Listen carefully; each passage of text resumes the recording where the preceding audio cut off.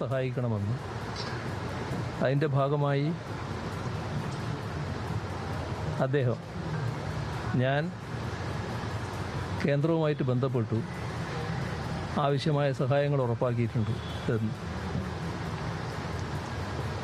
വളരെ വിചിത്രമായൊരു കാര്യമാണിത്. നിങ്ങൾ മാധ്യമപ്രവർത്തകരായാലും ഈ കേരളത്തിൽ ജീവിക്കുന്നവരായാലും കഴിഞ്ഞ കാലത്ത് നമ്മുടെ കേരളം നേരിട്ട അതിരൂക്ഷമായ പ്രകൃതി ദുരന്തങ്ങളിൽ എങ്ങനെയാണ് കാര്യങ്ങൾ കൈകാര്യം ചെയ്തതെന്ന് കണ്ടവരാണ്. അന്ന് നമ്മുടെ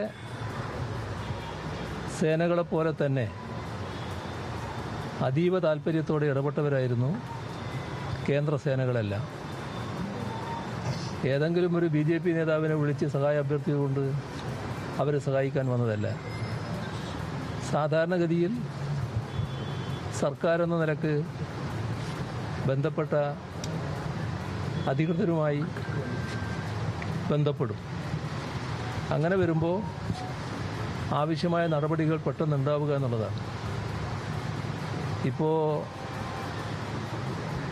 സംസാരിക്കുമ്പോൾ അവരുടെ മൂത്ത മകൾ നേവിയെ ബന്ധപ്പെടുന്ന കാര്യം എന്നോട് പറയുണ്ടായി.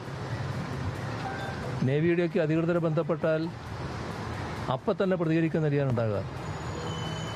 നമ്മൾ ദുരന്തങ്ങൾക്ക് ശേഷം അവരുടെ സ്തുത്യർഹമായ സേവനം പരിഗണിച്ചുകൊണ്ട് പ്രത്യേകമായ അഭിനന്ദനങ്ങൾ തന്നെ രേഖപ്പെടുത്തിയതാണ്. ഇതെല്ലാം പരസ്യമായി നടന്ന കാര്യങ്ങളാണ്. അങ്ങനെ നടക്കേണ്ട ഒരു കാര്യത്തിൽ എന്തിനാണ്? ശരി, മുതലപ്പുഴയിൽ കാണാതായ മത്സ്യത്തൊഴിലാളി ജോണിന്റെ വീട് സന്ദർശിച്ച ശേഷം മാധ്യമങ്ങളോട് സംസാരിക്കുകയാണ് പിണറായി വിജയൻ.